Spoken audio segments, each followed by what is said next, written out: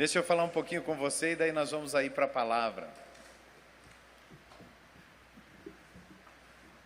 Uma das coisas mais fundamentais, mais importantes, mais básicas do nosso andar com Jesus é o que nos faz ser quem nós somos. O que nos faz ser cristãos, o que nos faz ser os crentes, o que nos faz ser evangélicos se somos, o que nos faz ser... E nós podemos imaginar o que as pessoas dizem, né? O que as pessoas dizem, o que é ser um cristão, o que é ser um evangélico. Era um tipo de roupa que se usava. Então os evangélicos eram aqueles que usavam aquele determinado tipo de roupa. E depois eram aqueles que, evangélico é aquele que não bebe bebida alcoólica, ou evangélicos são aqueles que fazem isso ou fazem aquilo, aqueles que vão à igreja, aqueles que falam de todo o tempo e estão sempre querendo convencer as pessoas, aqueles que visitam, fazem visitas nas casas.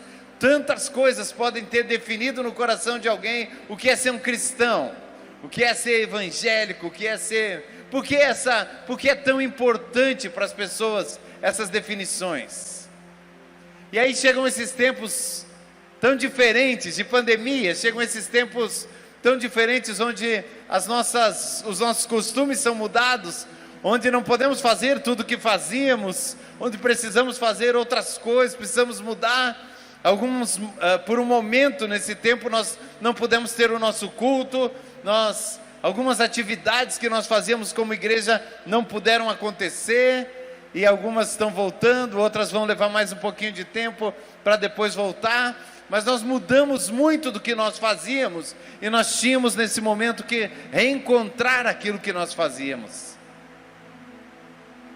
E uma das coisas importantes nesse momento é que por algum tempo nós ficamos, bem no começo lá atrás, nós ficamos realmente isolados, nós não tínhamos reuniões, nós não estávamos com as pessoas, nós ainda não sabíamos como isso ia acontecer, nós ainda não estávamos nos encontrando.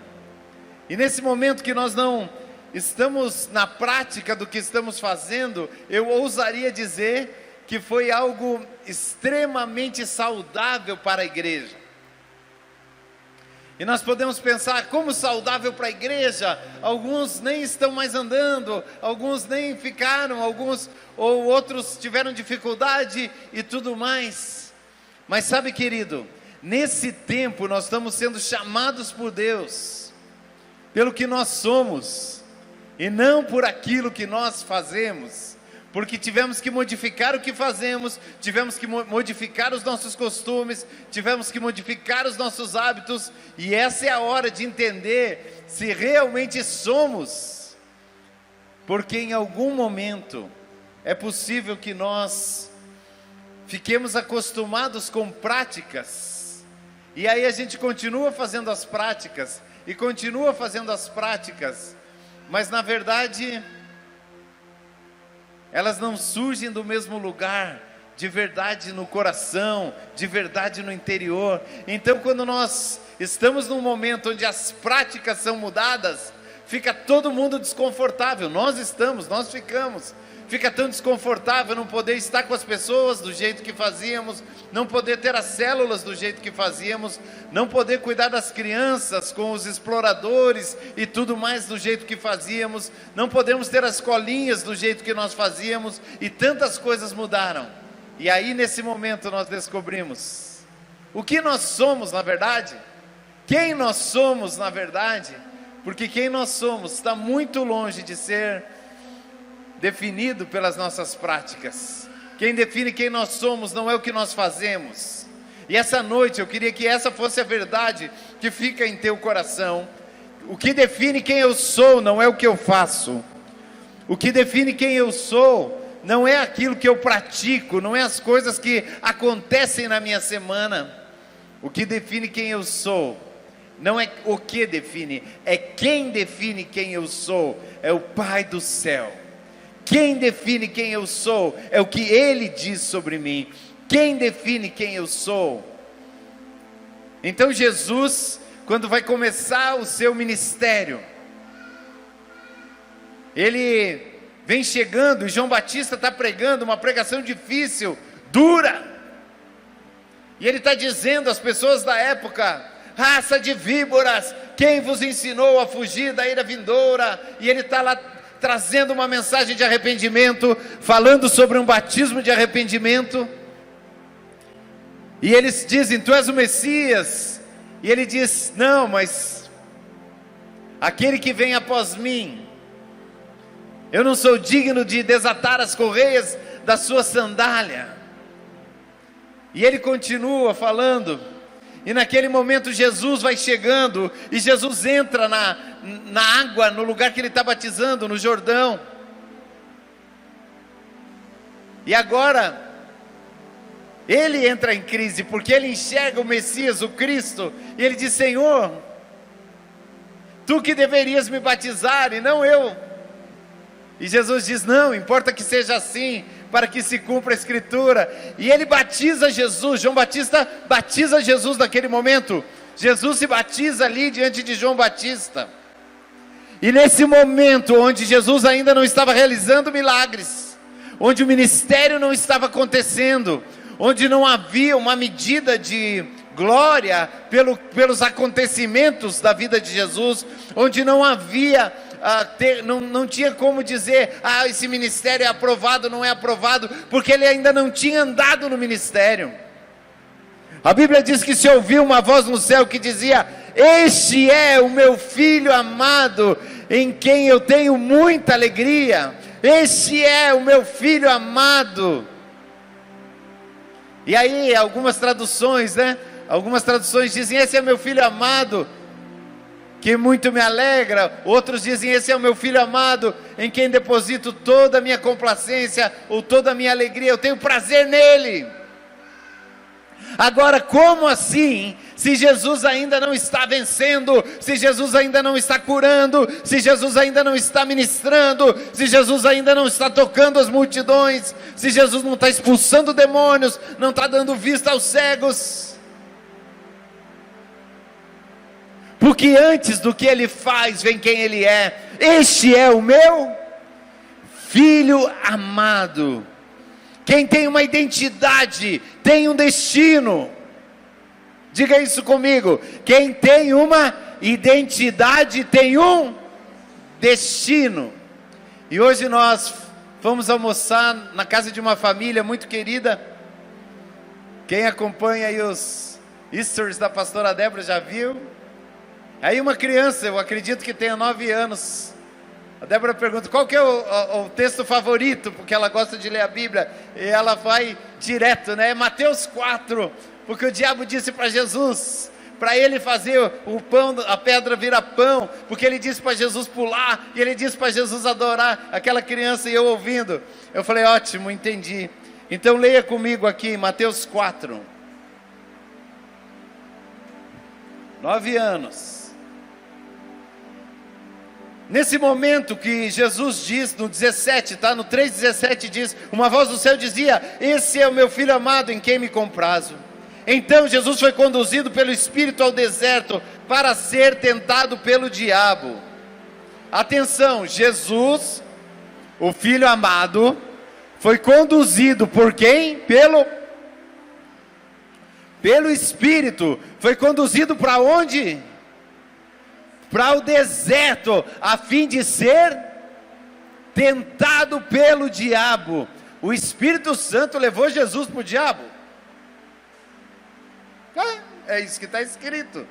A fim de ser tentado pelo diabo. E tendo jejuado 40 dias e 40 noites, teve fome. E quando chega a hora da necessidade, tcharam! E chegando-se ele, o tentador, disse: se tu és o Filho de Deus, manda que essas pedras se transformem em pães. Ele, porém, respondeu: está escrito, nem só de pão viverá o homem, mas de toda palavra que sai da boca de Deus. Então o diabo o transportou à cidade santa. Peraí, vamos devagar aí.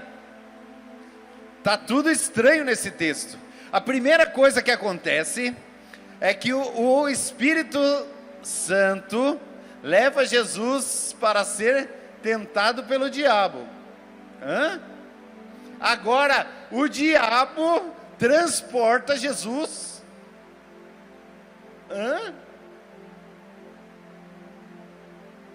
Você está lendo a mesma Bíblia que eu? Você sempre leu e nunca olhou isso?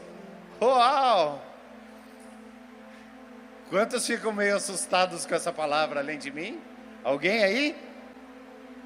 Só 3, mas esses 3 estão aí. Muito bem, vamos lá. A Bíblia diz com essas palavras aqui, ó. Então o diabo o transportou à cidade santa e colocou-o sobre o pináculo do templo. E disse: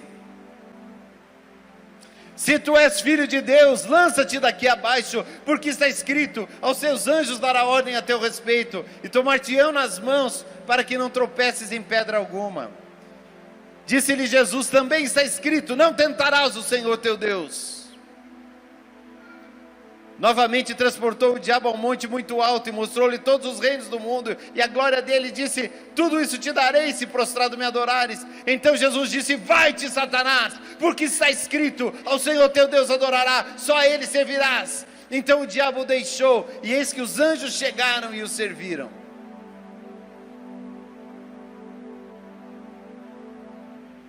Toda grande história com Deus começa com um momento de confronto. Eu não estou dizendo que o diabo é bom, eu não estou dizendo de jeito nenhum, mas certamente poderia dizer que ele é necessário. Eu não estou aqui fazendo a vez de advogado do diabo, mas o que eu estou dizendo é: ele não tem opção, até ele vai dobrar e até ele vai servir aos propósitos dos filhos amados em quem Deus tem prazer. Toda grande história com Deus, todo grande ministério, todo grande momento de virada na vida de alguém, começa com um confronto. E não se engane, o primeiro confronto foi no quê? A primeira coisa com a qual o diabo confrontou Jesus foi o quê? Jesus tinha uma necessidade. A Bíblia diz, Jesus teve fome. Mas ele não confronta Jesus começando pela necessidade. A necessidade é o segundo confronto. O primeiro confronto é pela identidade. Se tu és filho de Deus. Porque se você duvidar da tua identidade, nem a tua necessidade vai ser suprida, e nem você vai ter vitória na tentação. Vou dizer de novo: se você começar a duvidar de quem você é em Cristo, nem a tua necessidade é suprida, nem tampouco você tem vitória na hora da tentação. Então quando ele diz: se tu és filho de Deus, manda essas pedras se transformarem em pão, Jesus diz: também está escrito: nem só de pão viverá o homem, mas de toda palavra que sai da boca de Deus. Então o diabo transporta para o pináculo do templo, e ele fala: se és filho de Deus, se és filho de Deus, atira-te daqui abaixo, porque está escrito que aos seus anjos dará ordem a teu respeito, para que cuidem de você e não tropeces. E Jesus diz para ele: também está escrito: não tentarás o Senhor teu Deus. E eu vou parar por aqui, porque eu poderia começar a dizer os níveis de tentação que nós passamos na vida. E o primeiro nível é sempre o nível da identidade. O segundo nível de tentação é sempre no nível da necessidade. O terceiro nível de tentação é sempre o nível de se provar, ou do desejo de ser importante, do desejo, né, da vaidade. E o quarto nível de tentação é a tentação do que eu quero ter, do que eu quero ganhar, do que eu quero pegar para mim. É o nível do desejo. Mas nem posso falar sobre isso, de tão grande é a necessidade de falarmos sobre identidade. Não é o que nós fazemos, é quem nós somos. Qual a palavra que Jesus ouviu porque ela não termina no capítulo 3 para o capítulo 4. Homens dividiram o texto, mas esse texto bíblico não tem divisão no original. O 17 do 3 e o 1 do 4 é um texto contínuo. Antes de manifestar qualquer movimento, Jesus ouviu de Deus: você é meu filho amado e eu me alegro com você. Porque antes do diabo te passar a perna, ele precisa fazer você duvidar de quem você é. E quem duvida da sua identidade não tem força para vencer a tentação e não vai conquistar tudo que está diante de si para conquistar. Ah, mas agora eu não estou conseguindo ganhar. Ah, mas agora eu não estou conseguindo evangelizar. Ah, mas agora eu não estou conseguindo fazer. Ah, mas agora minha célula foi embora. Ah, mas agora não deu. Ah, mas agora o ministério infantil, né? Imagina, crise de identidade. Já viram a pastora Rose com crise de identidade? Hoje lá alguém estava testemunhando da vida dela e falou: ah, acontece isso e isso, mas a pastora Rose falou para meu filho, para minha filha, isso tocou o coração dela, e não estava na escolinha, não tinha escolinha, não estava nos exploradores. Quem é, quando é, o tempo todo, porque a identidade não é o que eu faço, não é o ministério, não é a reunião para onde eu vou, é quem eu sou. Pode aplaudir o Senhor mesmo. É quem eu sou, e eu sou o tempo todo. E nós falamos que nós não podemos ficar privados que nós não podemos ficar presos à estrutura, e muito se diz disso: a igreja não tem que cuidar tanto da estrutura, não tem que ficar preso à estrutura, e é isso mesmo. E sabe o que significa não estar preso à estrutura? Significa que não precisa ter culto para eu cultuar na minha casa. Na minha casa tem culto. Se lá no templo tiver culto, tem culto na minha casa, porque a minha casa vai para o culto. E se lá na igreja, no templo, não tiver culto, tem culto na minha casa, porque nós cultuamos a Deus. E se não tiver evangelismo, pastor, é difícil, aonde que eu vou levar as pessoas? Nesse tempo, tem pessoas novas e não tem célula, onde eu vou levar as pessoas? Diga: vou levar para casa. Onde é que eu vou levar as pessoas? Sabe o que é preso em estrutura? É precisar de célula. Célula é bênção na nossa vida, vai continuar sendo, mas necessitar da célula para sobreviver é maldição. Porque não é onde eu vou, com quem eu me conecto, é quem eu sou. Aonde está você tem vida, aonde está você tem culto, aonde está você tem consolidação, aonde está você tem palavra, aonde está você tem oração, aonde está você tem a glória de Deus manifestando, aonde está você tem intercessão profética, aonde está você tem palavra de Deus sendo ministrada, tocando a vida das pessoas. Sabe do que você precisa? De Deus em você, esperança da glória. Não é sobre o que eu faço, o que eu tenho, a igreja que eu tenho, é sobre quem eu sou em Deus. Você sabe quem você é. Se a gente for lá para 2 Samuel, eu nem vou ler isso, mas está lá em 2 Samuel, capítulo 17, nós vamos encontrar a história de Davi. Tem um gigante lá gritando: eu vou matar vocês, eu vou arrancar a cabeça de vocês, hoje mesmo nós vamos destruir esse exército, manda um valente para lutar comigo. E Davi chega e pergunta: quem é esse homem que nem tem aliança com Deus para falar desse jeito? E aí as pessoas dizem: Davi, você é mau, você está louco. O irmão de Davi duvida dele. Eliabe diz assim: eu conheço a maldade do teu coração, você veio aqui só para ver a batalha.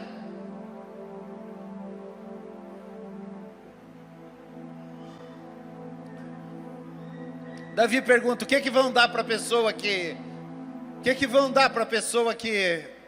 derrotar esse gigante? Ah, vão livrar de imposto. Até aquela época devia estar o imposto igual ao Brasil, hein? Vão livrar de imposto a casa do pai para sempre. E vão dar a filha do rei, vai casar. Vão dar a filha do rei. Falou: ótimo, só para saber o que eu vou ganhar, porque eu vou lá. E eles dizem: você não pode ir porque você é fraco, você tem uma aparência assim jovem. é formoso, diz a palavra, diz que ele não era marombeiro, Davi não era. Sinto muito aí aos marombeiros, eu sei que tem alguns aí na igreja, os bodybuilding aí. Mas não era o caso de Davi, Davi tá mais para skinny, mais fininho. E aí ele vai para Saul e Saul diz, não, você não pode ir. Ele falou, claro que eu vou. Vem cá, gente. Como é que um menino convence um rei a pôr a vida do exército? Porque o trato era o seguinte, se o gigante filisteu vencer, o exército dos hebreus fica escravo dos filisteus. Como é que Davi convenceu um rei a deixar o destino do reino nas mãos do menino que queria lutar? Para mim a loucura não é Davi achar que ia vencer Golias. Para mim a loucura é Saul, um rei experiente em guerra, ver um menino dizer, deixa comigo, eu tenho aliança com Deus. E como é que esse rei diz, ok, pega minha armadura e vai. E aí a armadura não serviu, e ele foi lá com roupas de um pastor. E ontem eu estava na igreja do pastor Isaac, na Missão Renascer, ouvindo uma palavra. Fiquei bem feliz, muitos pastores lá, uma bênção, graça de Deus lá na vida deles. Está linda aquele ministério, aquele trabalho. E eles estavam lá fluindo e nós estávamos ouvindo essa palavra, o pastor Eliseu e o pastor Clotilde estavam lá. E ele estava falando, onde entra uma pessoa de autoridade muda tudo, muda o ambiente. E eu lembrei de Davi. Davi entra na corte, Davi diz, eu vou matar aquele cara lá. Não tinha aparência de coisa nenhuma. Mas quando ele fala, todo mundo cala e diz, ok guerreiro, vai. Eu acho que é mais difícil fazer um rei, pôr um reino na mão de um menino, do que matar um gigante no campo de batalha. Lá foi a primeira batalha, mas tinha uma autoridade de Deus na boca dele. E quando você sabe quem é, querido, ninguém te segura. E ele vai para o campo de batalha, e ele mata gigante, ele arranca a cabeça daquele gigante. E os filisteus correm, e o exército, aí o exército que estava lá batendo os joelhos, persegue aquele exército dos filisteus, e grande vitória. Mas tinha um homem lá que sabia o que era, sabia quem era, e sabia o Deus ao qual ele servia. Tinha um Josué e tinha um Calebe, no meio de uma geração que não creu e voltou atrás. Tem homens e mulheres que sabem quem são, e um homem e uma mulher, ou uma mulher, cheios de quem Deus sabe que Ele é, quem Deus diz que Ele é, não tem limites.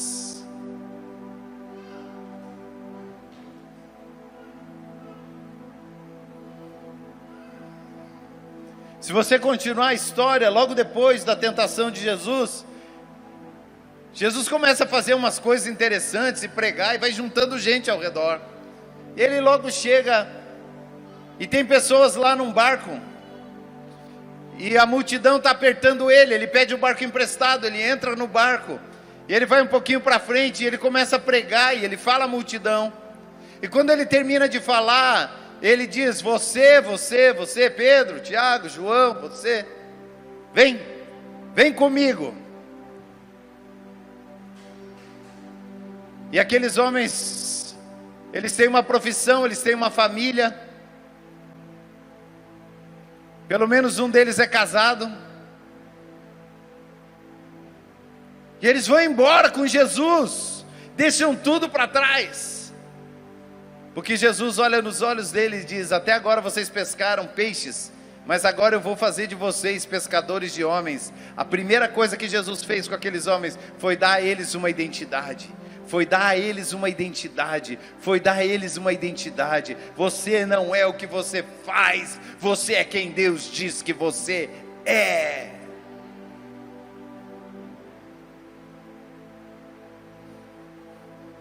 Já fui um líder grande, agora não lidero nada. Estou nem aí para a sua história de liderança, com todo respeito. Posso até te ouvir porque você precisa ser ouvido, mas só mimimi. Porque não é sobre o que você está fazendo, é sobre quem Deus diz que você é. Sabe qual é o problema de homens e mulheres?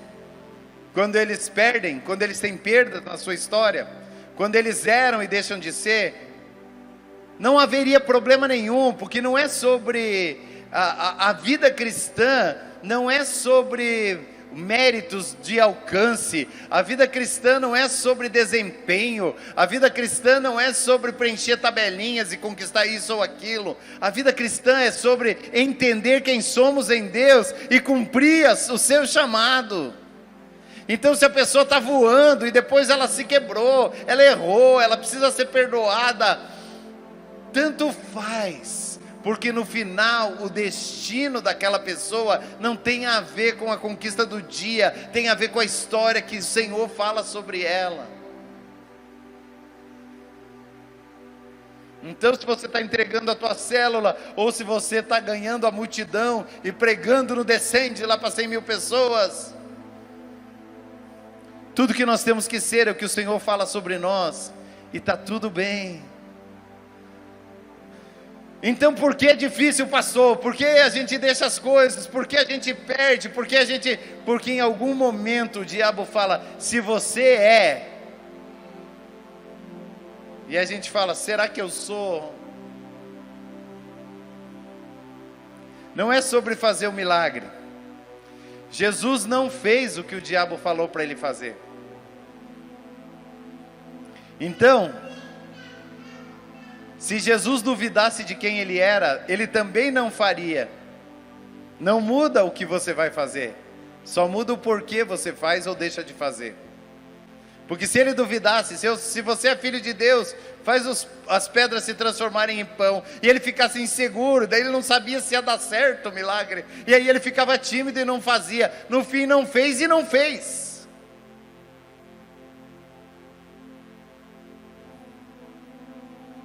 Não é sobre o que ele fez ou o que ele deixou de fazer, é sobre ter no coração aquilo que o Pai falou dele. Este é o meu filho amado, e eu me alegro na vida dele. Este é o meu filho amado, e eu me alegro na vida dele. Este é o meu filho amado, e eu me alegro na vida dele. Abra a Bíblia em Isaías, capítulo 61.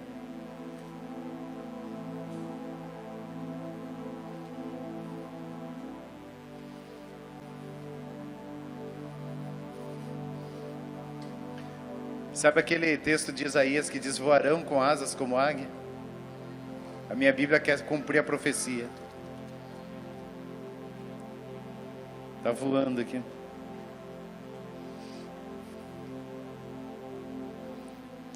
Isaías 61 diz o seguinte, o Espírito do Senhor Deus, ou Jeová, está sobre mim, pelo que o Senhor me ungiu para pregoar boas novas aos mansos, enviou-me a restaurar os contritos de coração e a proclamar liberdade aos cativos e abertura de prisão aos presos, e a pregoar o ano aceitável do Senhor e o dia da vingança do nosso Deus, a consolar os tristes e ordenar acerca dos tristes de Sião, que se lhe dê ornamento por cinza, óleo de alegria, veste de louvor por espírito angustiado, a fim de que se chamem carvalhos de justiça, plantação do Senhor, para que Ele seja glorificado. Falando do que Jesus ia fazer pelos de Sião, hoje pela igreja. E agora sobre mim, e edificará lugares antigamente assolados, e restaurará o que destruídos, renovarão cidades assoladas, destruídas de geração em geração, e haverá estrangeiros que apacentarão os vossos rebanhos, estranhos serão vossos lavradores, os vossos vinhateiros, mas vós sereis chamados sacerdotes do Senhor, vos chamarão ministros do nosso Deus, comerei da riqueza das nações, e a sua glória vos gloriareis. No lugar de dupla vergonha e afronta, exultarão pela tua parte, pelo que na sua terra possuirão o dobro, terão perpétua alegria, porque eu, o Senhor, amo o juízo e aborreço a iniquidade. Continua. Não é mérito, não é o que eu fiz, o que eu alcancei, o que eu conquistei. Ele decidiu me amar. Quem é você, querido? No dia que você não pode ministrar a célula, ou no dia que não vem ninguém. Quem é você? No dia que você abre a gaveta de manhã e não tem uma meia para colocar, e você diz: ah, mulher, eu falei que era para deixar meia aqui. Ela fala: ah, você também não ajunta nada, não faz nada. E você fala: ah, meu Deus, acho que acabou o propósito, porque eu briguei com a minha mulher, porque não tinha meia na gaveta. Ou aquele dia que você levanta e acorda e diz: bom dia, querida, hoje é um dia da graça de Deus na sua vida. Todos os dias eu reconheço a glória de Deus manifesta em você. Deus me amou muito. Obrigado por estar aqui mais esse dia. Você alegra o meu coração. E ora por ela. E aí sai poderoso, profetizando no carro. Põe louvor. Abre a empresa porque chegou primeiro. Faz a primeira venda. Ganha a maior comissão. Na volta dá uma carona e dá uma oferta para uma pessoa que precisa. E chega em casa glorioso. E tem alguém esperando para falar com você. E você fala de Jesus, a pessoa se converte. Você diz: ah, é hoje, eu sou super crente. Ativar.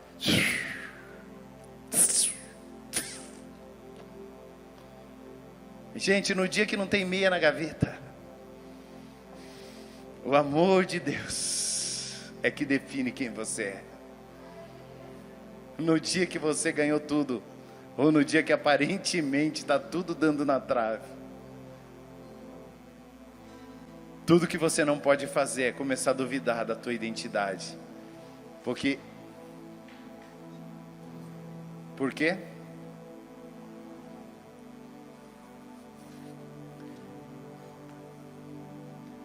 Porque pela graça sois salvos mediante a fé. Isso não vem de vós, é dom de Deus, não de obras, para que ninguém se glorie. Por quê? Porque sem fé é impossível agradar a Deus. Porque é necessário que os que se aproximam dele creiam que ele existe e é galardoador dos que o buscam. Por quê?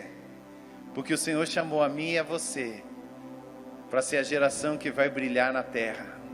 E se as coisas estão escuras, é a nossa hora. Talvez a gente sofra junto com essa geração por muitas coisas que o homem plantou e chegam a nós agora como doença, como escassez, como dificuldade.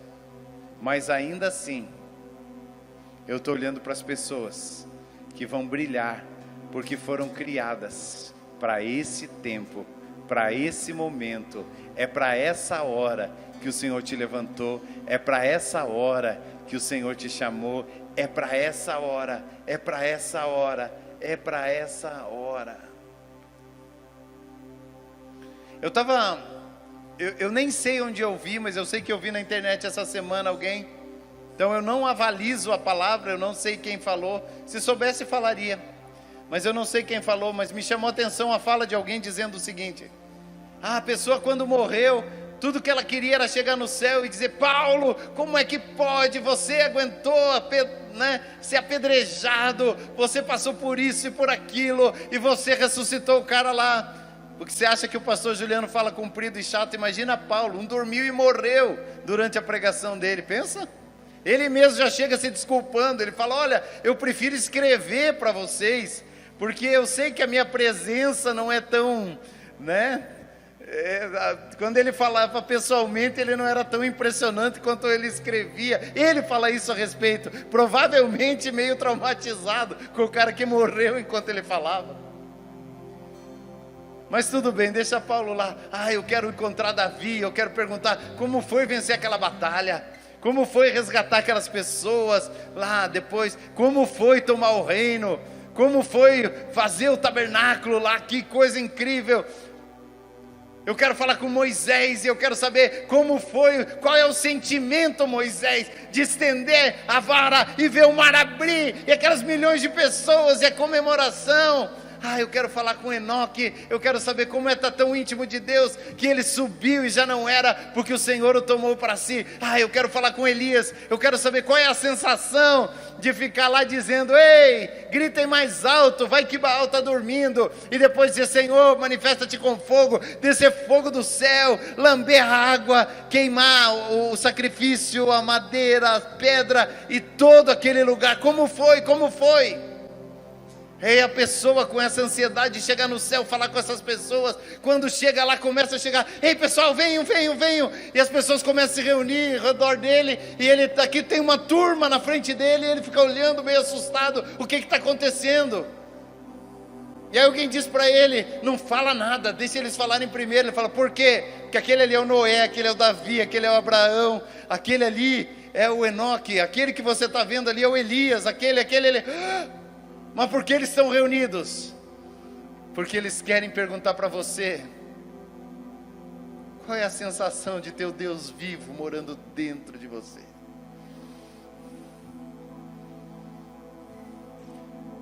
Porque você pode nem se enxergar, mas o maior sonho de todo herói bíblico que você ouviu a história é ter o que você tem hoje: o próprio Deus morando no teu interior. E Ele te chama de templo do Espírito Santo. E Ele diz: eis que estou convosco todos os dias, até a consumação do século. E Ele diz: eu fiz você sal da terra e luz do mundo. E a palavra de Deus diz sobre nós, sobre mim e sobre você: não se acende uma lâmpada para pôr embaixo do alqueire, antes se coloca ela no lugar certo da lâmpada, para que acendendo ilumine a todos, para que tenha proveito a todos os homens. Eu e você nunca tivemos o direito de duvidar de quem somos, porque o Senhor nos fez a esperança da nossa geração, e Deus não tem plano B. Olha para alguém perto de você e diz: você é o plano A de Deus.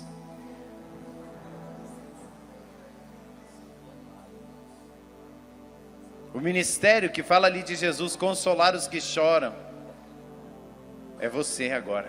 É teu turno. É o teu turno. É o teu turno. É o teu turno. Trazer óleo de alegria no lugar de espírito angustiado, é o teu turno. É o meu turno. É o nosso turno. Pato Branco tem uma igreja de pé. E a vereda do justo é como a luz da aurora, que vai brilhando mais e mais, até ser dia perfeito. Essa é a palavra de Deus sobre você. Pastor, eu vou guardar essa palavra para um tempo oportuno, mas hoje está muito difícil.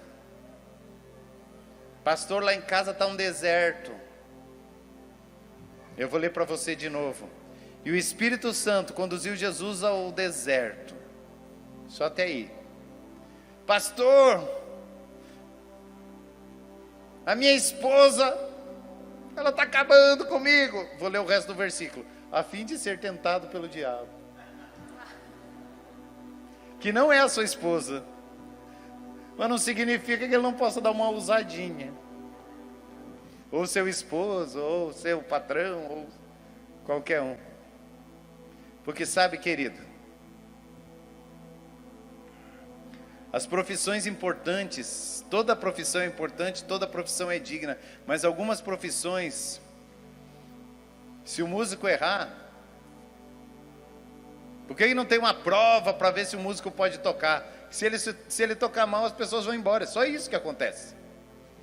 Mas o médico, ele tem que ser aprovado lá na faculdade, porque se ele errar, as pessoas vão embora também, né? É por outra via.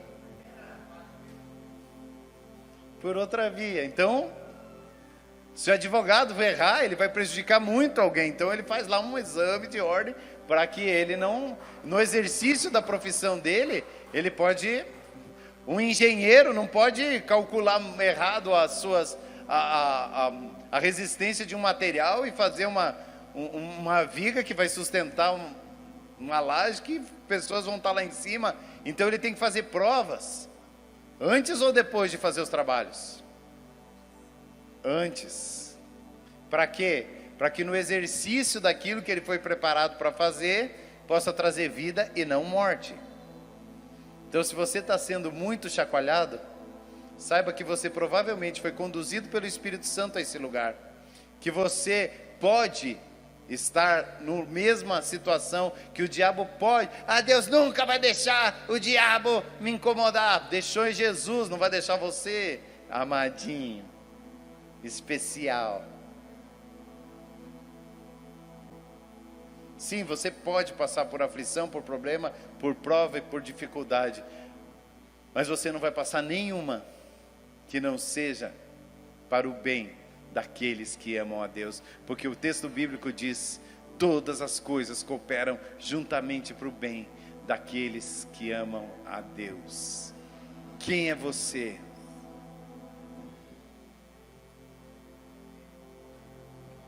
Eu quero encerrar com o texto de Hebreus 12, 1. Visto que temos a rodear-nos tão grande nuvem de testemunhas, desembaracemo-nos do pecado e da iniquidade que tenazmente nos assedia, olhando firmemente para Jesus, autor e consumador da fé, ao qual, em troca do gozo que lhe estava proposto, suportou tamanha afronta dos pecadores. Quem sou eu? Eu sou o homem com o bastão. Esse é o meu turno. E a glória de Deus vai brilhar sobre a terra, porque eu estou aqui, nesse tempo e nessa cidade. Mas eu não sou um homem, eu sou uma igreja. Quem é você? Você é o homem com o bastão. Esse é o nosso turno. E Jesus diz: eu vou mandar fogo sobre a terra. Como eu desejava que já estivesse ardendo. Não sei se você quer ser glorioso e ser um Paulo,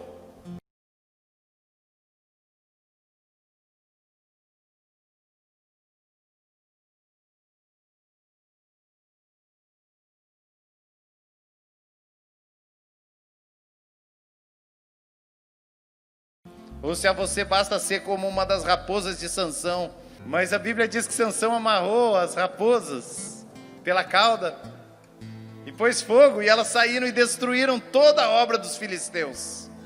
Então eu não sei se você vai ter a glória de um Paulo ou a glória de uma raposa flamejante. Assim ficou mais bonitinho. Mas uma coisa eu sei: vai ter fogo na terra, e o Senhor vai usar a minha vida. Não a minha, Juliano, a minha vida, comunidade cristã, vida para os povos, a minha vida muito maior que isso, a minha vida, Igreja de Jesus em Pato Branco, que é muito maior que nós aqui dessa casa,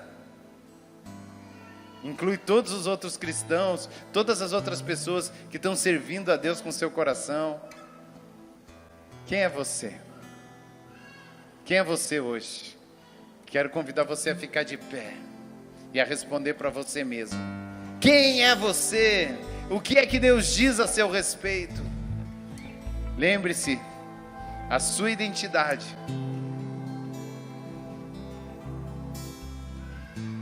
é a tua entrada para o tempo que o Senhor tem para nós hoje.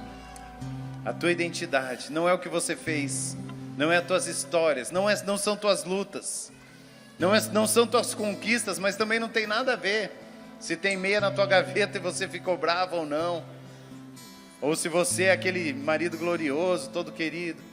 Isso tem a ver com o que o Senhor determinou que você fosse, e você é um filho amado, e o Senhor tem prazer em você.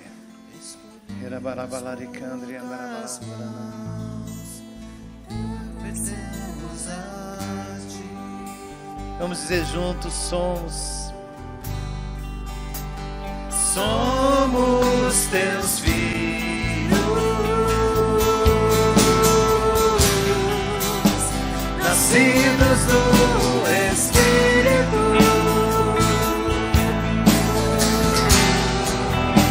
chamados por Deus, escolhidos por tuas mãos, agradecemos a ti.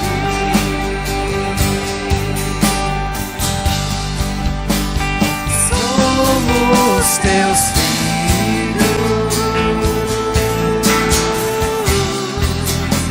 nascidos do Espírito,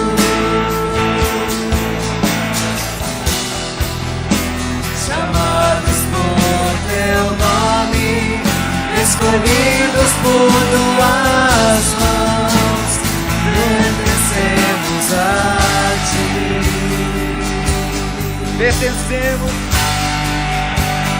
Pertencemos a ti. Abba, Pai.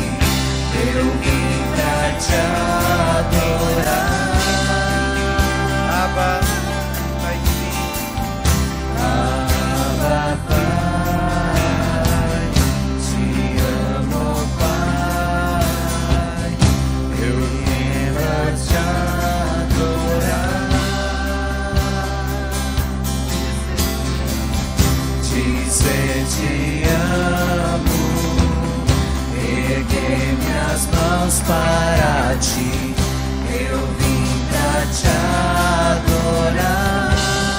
Estenda a sua mão.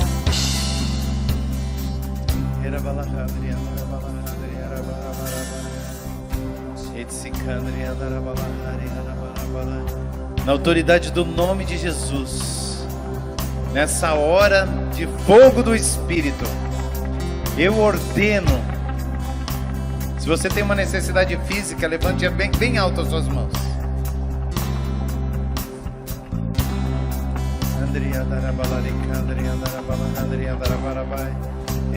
Eu não posso te convidar a vir à frente, porque a gente não quer ficar próximo. Mas se você tem uma necessidade física e está aqui na frente, pode vir. Se não, só vai ao corredor ou dá um passo para frente aonde você está, porque é importante você manifestar. Então, venha no corredor para eu enxergar você, se você tem uma necessidade física. Isso.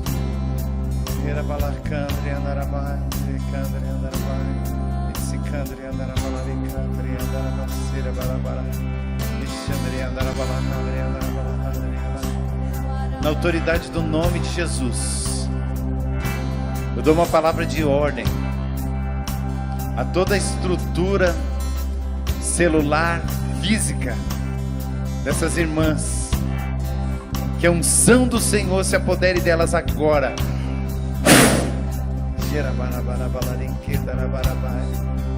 Eu ordeno agora tudo voltando para o lugar, dos pés à cabeça, tudo no lugar, dos pés à cabeça. Agora toca com cura, unção de cura seja manifesta agora, na autoridade do nome do Senhor Jesus.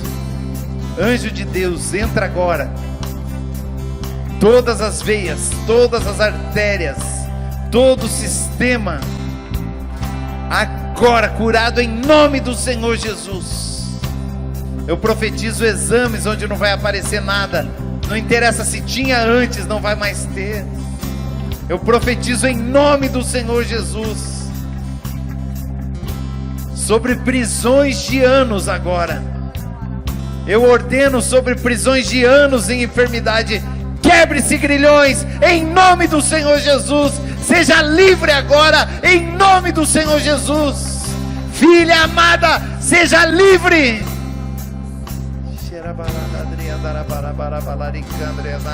Reino, seja pleno agora.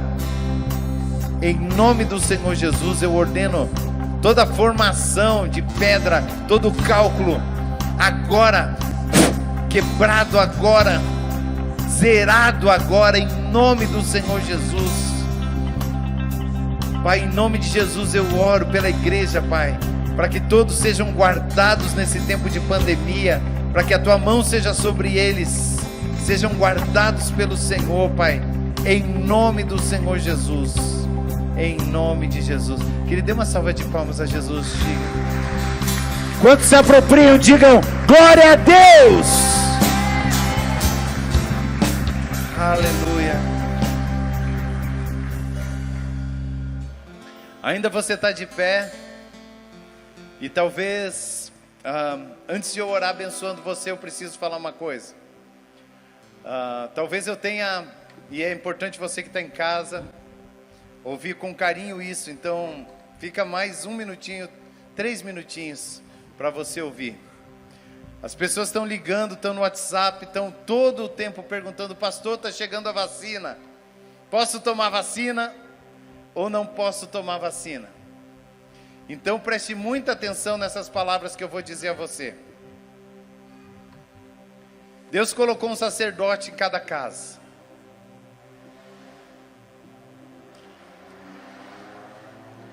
Qualquer decisão que você tome sobre a sua casa, ela vai ter consequências imediatas sobre a sua vida, da sua esposa, dos seus filhos.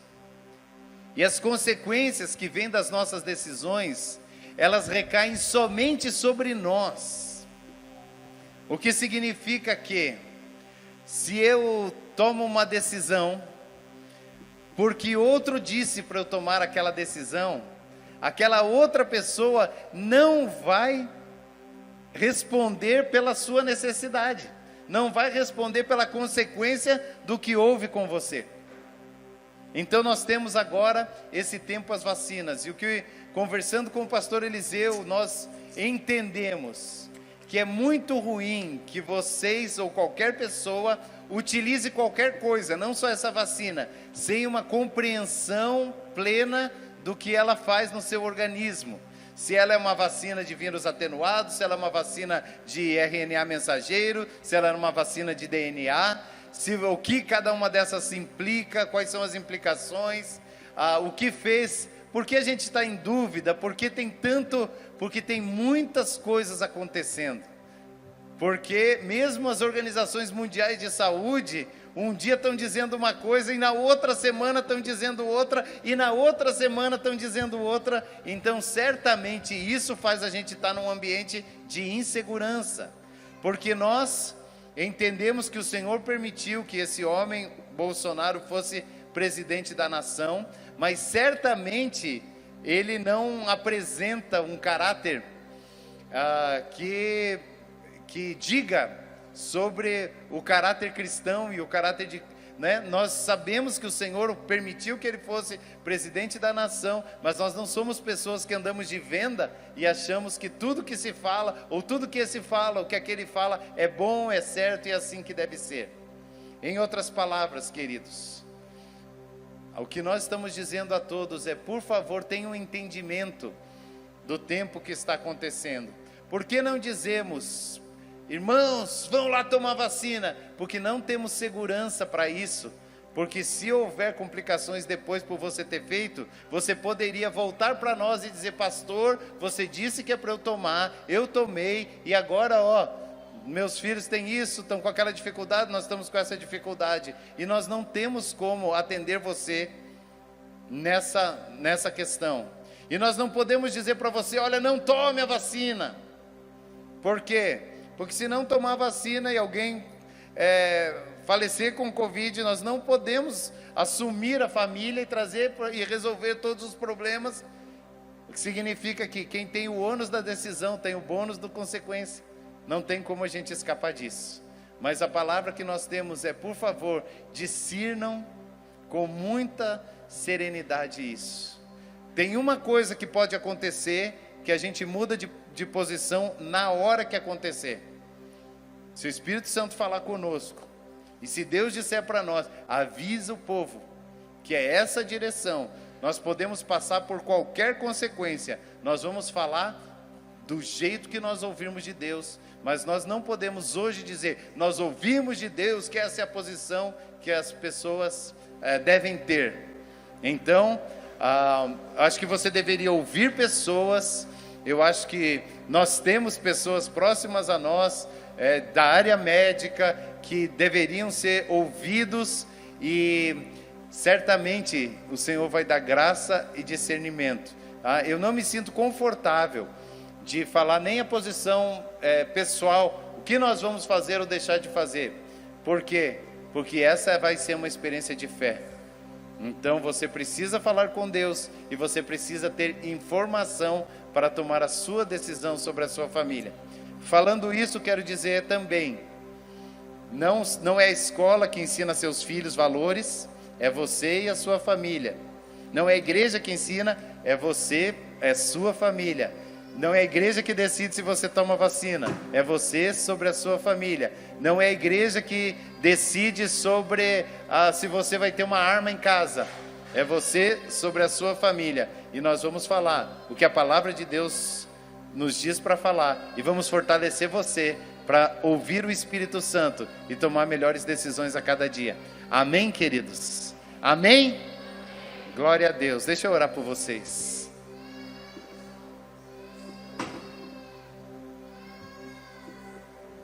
Glória a Deus. Pai, em nome de Jesus, eu quero abençoar, Senhor, o teu povo nessa noite. E eu quero declarar, Pai, o que a tua palavra diz. E a tua palavra diz, Senhor, que o Senhor tem bons pensamentos a nosso respeito, pensamentos de bem e não de mal. A tua palavra diz que os teus sonhos são mais altos do que os nossos, que os teus pensamentos são mais altos do que os nossos pensamentos. Por isso, nessa hora, Pai, eu quero declarar sonhos do Senhor sobre a igreja, eu quero declarar os pensamentos do Senhor sobre cada um. Pai, aqueles que não podem estar aqui hoje, mas estão, Pai, em algum lugar conectados, Senhor, eu quero abençoá-los em nome de Jesus, até mesmo aqueles que têm deixado de congregar, deixado de estar conosco, nós clamamos que a bênção do Senhor se estenda sobre eles, Pai, se estenda sobre essa cidade de Pato Branco. Fortalece os seus caminhos, fortalece, Pai, o seu espírito e conduz, Pai, que possamos ter ouvidos bem sensíveis para ouvir o teu espírito e possamos ter coragem inquebrantável para obedecer a tua voz. Que o Senhor te abençoe, que o Senhor guarde você, que Ele continue se revelando a você a cada dia e conserve você e sua família em plena paz, em nome de Jesus. Amém. Deus te abençoe e tenha uma semana cheia da glória de Deus.